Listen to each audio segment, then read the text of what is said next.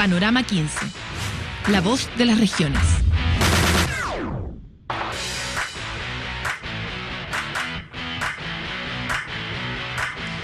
Ya revisamos el año pasado este tema de la ley forestal, pero resulta que aún se está discutiendo esta vez en el Senado y necesitamos entender los pormenores y las implicancias que tiene esto a nivel regional, sobre todo, que es el tema que a nosotros nos interesa. Para eso hoy día estamos con Eduardo Vial, director ejecutivo de CONAF.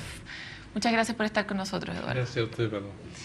Queremos partir entendiendo cuál es la motivación para aprobar rápido esta ley. Entendemos que están atrasados, pero también existiría la posibilidad específica de pedir otra prórroga de 2 años para poder discutir adecuadamente una ley que además nos va a regir durante 20 años. Sí, a ver, no es un apuro de rapidez, evidentemente que el plazo se cumplió el 31 de diciembre. Sin embargo, hoy día aprobar una ley o presentar una ley requiere bastantes más requisitos y trabajos que hace años atrás.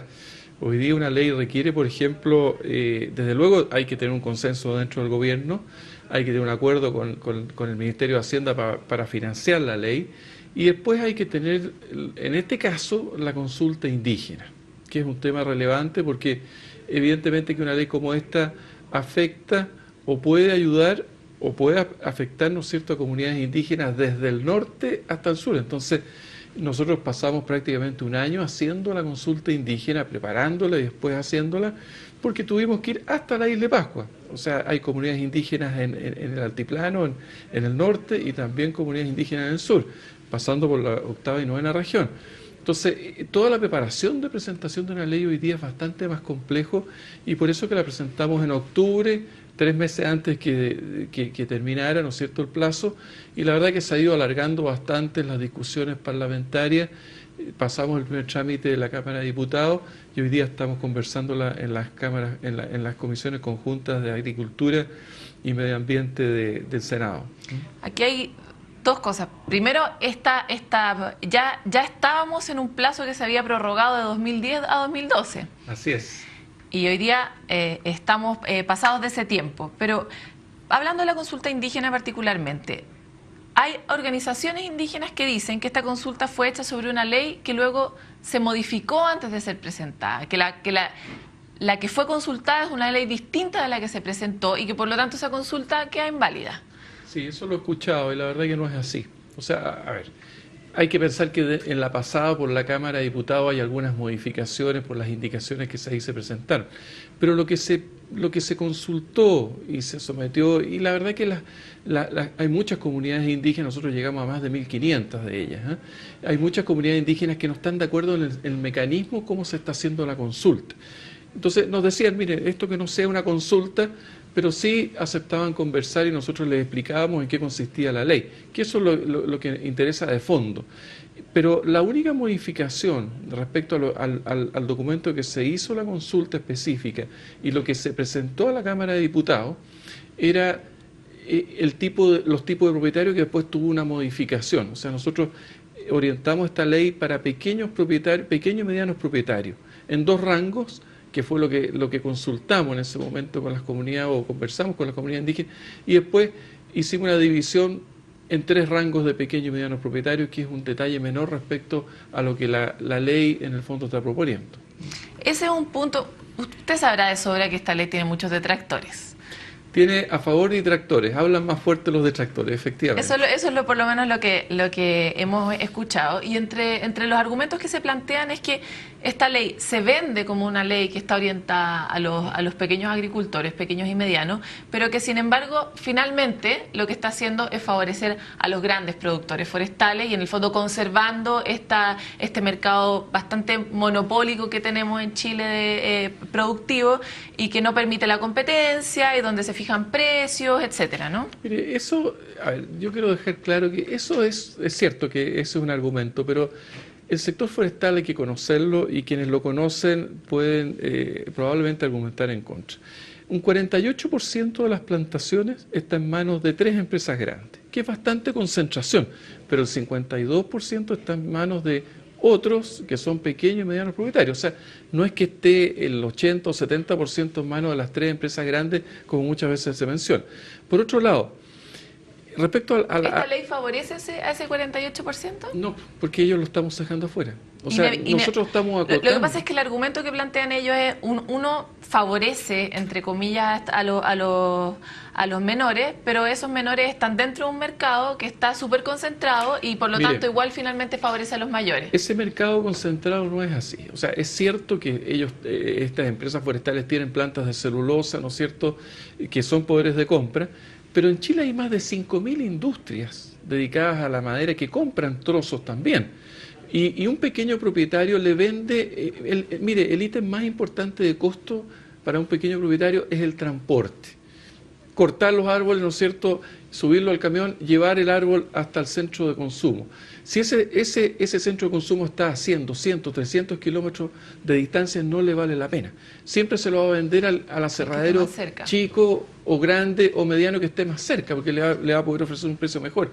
Y hay más de 5.000 instalaciones, entre fábricas de cajones para fruta, entre fábricas de impregnación de postes, que son todos pequeños y medianos fábricas. Aquí no están los tres grandes. Aserraderos que traen madera a Santiago o venden en las localidades. En fin, es cierto que son importantes y grandes las empresas de celulosa y las fábricas que ellos tienen, pero también hay un mundo de medianos y pequeños que es tremendamente grande. Esta industria es mucho más profunda que la industria de la leche, o mucho más profunda que la industria de los molinos, del trigo. Entonces, yo diría que el sector forestal hay que conocerlo, y si uno lo conoce, se da cuenta que es un mercado mucho más profundo y que el chico, menos mal que tiene otras alternativas, o sea, tiene la alternativa de la empresa grande, pero también tiene alternativas de empresas chicas. Entonces, eso yo diría que es una ventaja del sector forestal hoy día más que una desventaja. Bueno, vamos a seguir con esta prueba de la limpieza que teníamos preparada. Se plantea que este proyecto no tiene resguardos medioambientales y resulta que uno de los causantes de muchos de los temas que hoy día tenemos, por ejemplo, con el manejo del agua, son, por ejemplo, los monocultivos. Y dice que este proyecto no se preocupa, por ejemplo, del exceso de monocultivos, ni de resguardar las especies nativas, ni de promover la plantación de especies nativas que efectivamente permitan fortalecer el suelo, etcétera. A ver, aquí también hay ciertas cosas que hay que desmitificar, ¿eh?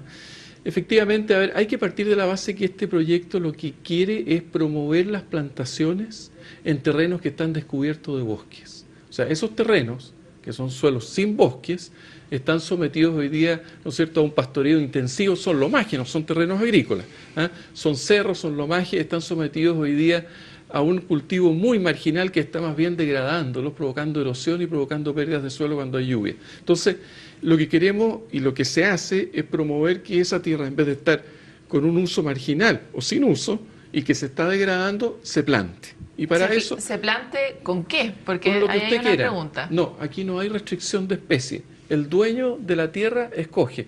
Lo que sí le voy a decir que si yo planto, ¿no es cierto?, pino, planto eucalipto, pino oregón, especies que son de más rápido crecimiento, tengo mejor rentabilidad del suelo, evidentemente. Y peor manejo del agua, mayor escasez. Los árboles no son malos.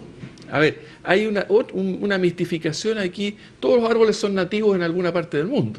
¿Ah? Por eso nacen en esa parte y no en otra parte. Pero aquí se dan muy bien también. O sea, hay condiciones, si estamos comparando suelos sin vegetación, ¿no es cierto?, frente a un suelo con bosque, aunque sea de pino o de eucalipto.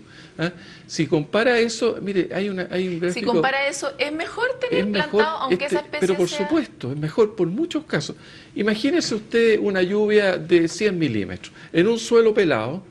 Lo que va a pasar, va a caer, imagínense la cabeza calva de una persona. Se le va a mojar todo el cuello de la camisa en 2 segundos y toda el agua que le cayó aquí va a terminar acá. Toda el agua que cae en esa loma que está sin bosque va a terminar, ¿no es cierto?, o provocando erosión o a un aluvión, o va a terminar en el fondo de la quebrada. Probablemente esos 100 milímetros se van a ir rápidamente a un río y va a terminar en el mar. Si usted tiene una cubierta vegetal, tiene pelo, esto va a ser más amortiguado, va a correr por las ramas, ¿no es cierto? Estos árboles tienen todas las ramas en esta disposición, va a correr al tronco y del tronco penetra al suelo. O sea, hay un aporte de los... Es cierto que después de la lluvia, el árbol sigue creciendo y sigue demandando, y en el verano sigue demandando agua y chupa de las napas, ¿no es cierto? Y evapora y crece. Los árboles, como todos los vegetales, necesitan, y las especies nativas también. Entonces, de alguna manera hay un aporte positivo y también hay una resta, ¿no es cierto?, negativa, que es lo que el árbol absorbe. Si es un árbol de rápido crecimiento, absorbe más que un árbol de menos crecimiento. Si hay un bosque nativo muy denso, chupa más agua que un bosque nativo poco denso o que una plantación poco densa. La densidad de los árboles influye en cuánto se pueda chupar del suelo, de la napa. Entonces, hay muchas variables en este juego en que en algunas condiciones de sitio hacen recomendable ciertos árboles, cierta plantación y cierta densidad.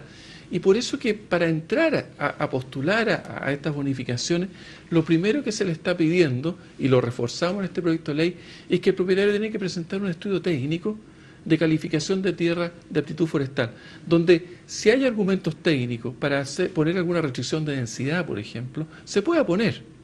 Entonces, está esa condición dentro de este proyecto de ley para poder ayudar a cuando hay un efecto negativo. Es cierto que hoy día todavía falta conocimiento y nos falta tener más años de experiencia para poder nosotros ojalá simular